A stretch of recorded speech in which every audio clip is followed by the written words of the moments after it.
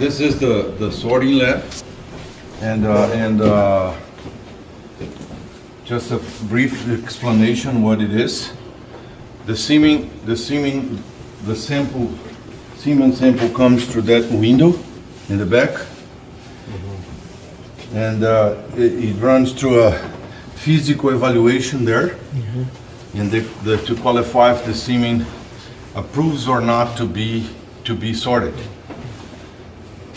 As soon as it is approved, the semen comes to this side, and they start the staining process.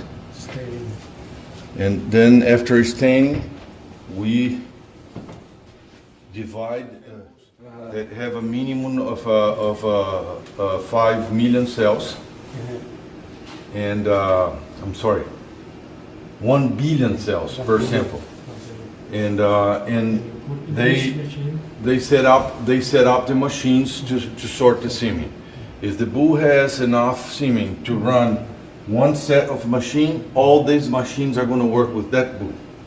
The idea is to sort as fast as possible each bull, and then clean up the machine, because the cleaning process between bulls takes around 30 to 45 minutes.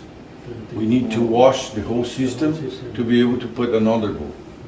And left sperm left in the system anymore. No, that's very dangerous. So this lab here, in the past, with the old equipment, had between 9 and 12 machines, operating machines. With this new technology and the new machine, the same room has 45 machines working. 45. Yeah. To run 12 machines in the past, we needed 18 people. Today, we run 45 machines with 8 people. 8 people. The reason for that is that the adjustment of the old machine were manual. The little screws that you're going to adjust in here, move into there, and it usually used to take about 10 minutes per bull to adjust the machine. This machine is all electronic, so you can, in 30 seconds, 1 minute, you can adjust the machine. And so how quick of the speed now?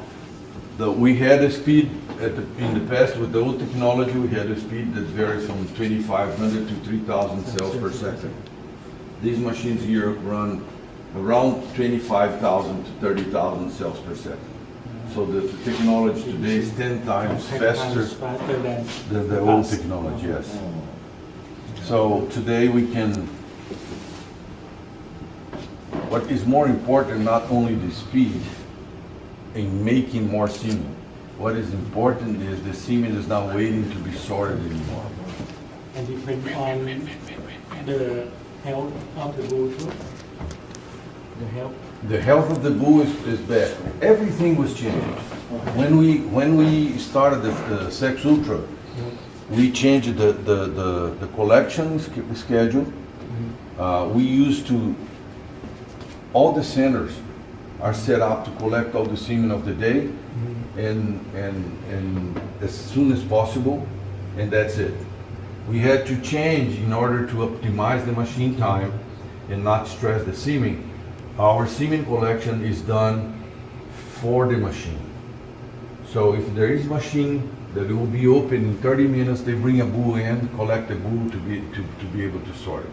And how about the fluctuation of the health of the spermatozoa in each bull? Fluctuation It means one day there is a good quality of the semen. Maybe tomorrow will be drop or something.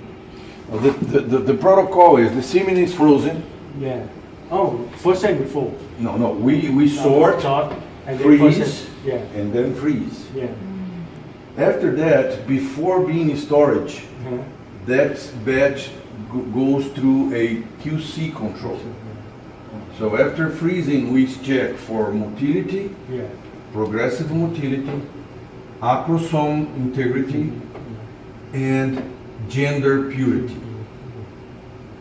So if the semen doesn't meet the minimum requirement, it's go to trash before anything else. And how to test the gender? We have a small machine. Yeah. We get that semen and run the semen to the machine again, and then you're going to see only one. The screen shows two columns of sorting, right? Yeah. The flow cytometer has two. It's a graphic representation of the sorting process. It's a male or When you female. run a seam that has been already sexed, you're going to have only one column on this side and a little column here that usually represents 5% of the other gender that are left there. How much the percent that you accept the early of the sorting? The good thing with this new technology, Yeah. we can easy run at that high speed with 92-93%. The other technology, the other machine, it was hard to adjust at 90 and have a good speed. So this is it identified itself a lot easier than the other one. Okay, so the semen runs through a physical evaluation before sorting, and on dairy bulls, I think that we're using about 60 to 65% of the samples that qualifies to be sorted. On beef bulls, it's only about 40%, 20%. because beef bulls have a lower quality semen. And that is all based on motility and morphology. The machines does not work well if the semen has more than 15% primary defects and 15% of secondary defects. And the total of two together cannot exceed 30. So if you have 5% of primaries, and you cannot have more than 25% secondaries. And what about This is the main reason that this bull that we were talking is not freezing semen, because every collection, he's being collected twice a week, every week since the bull is here. Every collection is around 60 to 65% morphology. That semen will not run to the machine. No way. And what about microorganism control and monitor? Sure. Microorganisms control and monitor. What about this process? Okay. All the samples run before, that's part of the QC as well. All the samples are run, we run a culture of the semen, post-toilet semen, and I don't remember. We do not accept the sample that has more than 50 colonies of colony. I think it's 50, 45 or 50 in the culture system we have. But that is the bacteria. But what about the viral? But what? This is the virus. What about The virus. The virus. A virus? What about? We don't do virus tests. There is no way, because if you're going to do a virus isolation, it takes easy a month to be able to approve a semen. And all the animals that are here, the CSS protocol requires that all the bulls in collection are tested once a month. Okay. For most of the disease that the CSS protocol requires, such as IBR, BVD, Bruton, leukosis. If the bull is positive, get out and not stay here. Okay. So there is a official vet that comes here once a month and tests all the bulls once a month. Once a month. And a few disease, they need to be a extra test every 6 weeks. So it's a huge control over the disease and the testing. Yes. Okay? I really think that this is not only a sex and technology deal. This is the USDA pattern. The requirements are very, very Strict. strict. Yeah, and we have officials coming here, checking the booths, checking the lab, checking the storage, and they don't tell us when they come. Okay. It's Random. Random. Yes, kind of 3 times a year. Okay, this is I think is a very safe procedure in the United States. And there is an extra test that we do after being in storage, that we run the semen through a DNA evaluation to make sure that the semen that is inside is the same that is waiting in the straw. Because there is some human errors mixing samples. Yes. Yes. So the only way to avoid that is testing the semen. The other day we had to throw away close to 4,200 straws of very expensive books. Because somebody mixed it. Yes. Yes. We know today the way we do the management of the semen, we can describe who was the technician that did it. Because when the semen is collected out there, the boo is scanned and it prints a barcode.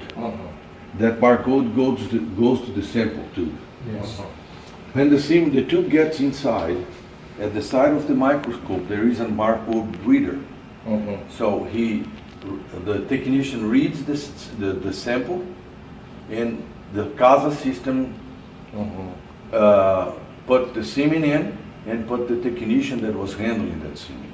When the semen comes to the staining, there is another reader there.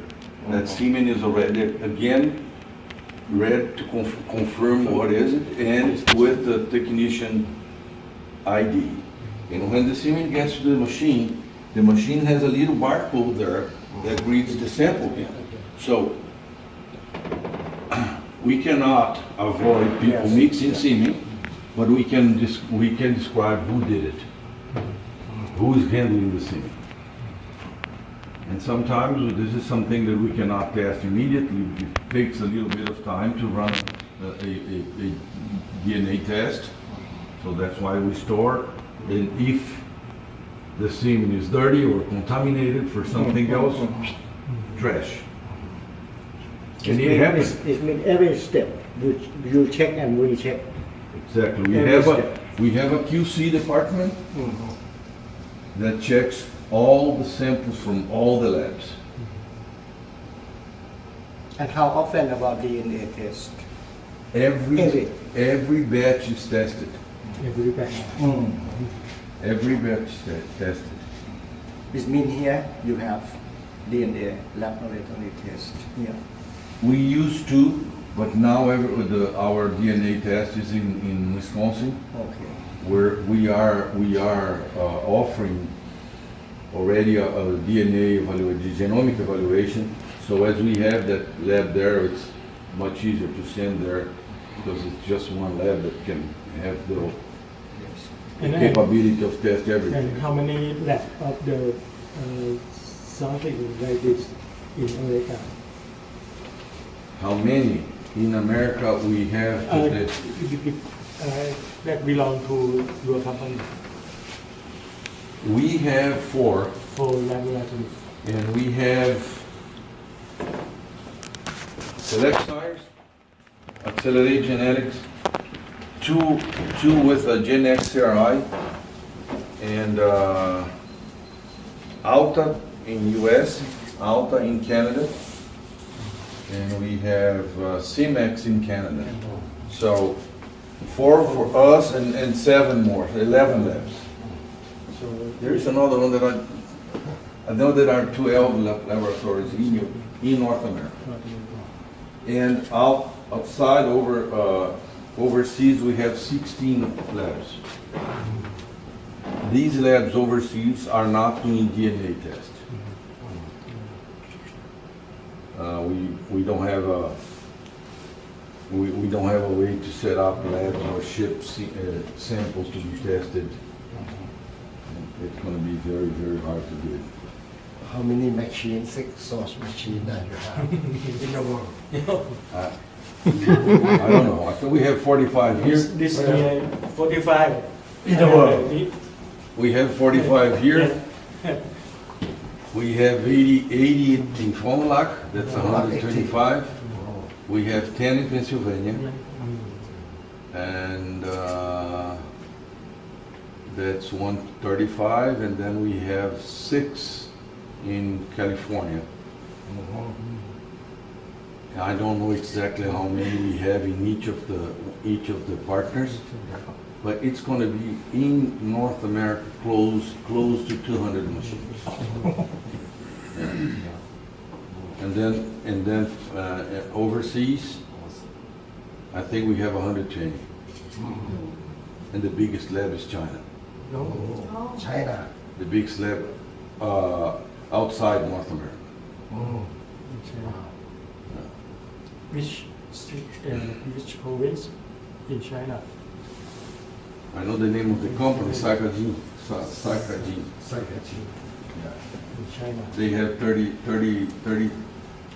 32 machines of this new generation here. That's a huge market. Maybe the biggest today. And India is the second one. We already have 3 labs in India. Yeah. But the sexing technology like this. And what is the sexing the breed of the animal there? Oh, They don't sexing- raise cattle in India. Right now, what I was told, there's 5 different Species. Zebu breeds. They're sorting a lot of Holsteins, a lot of Jerseys, buffalo, a lot of buffalo. A lot of buffalo, yes.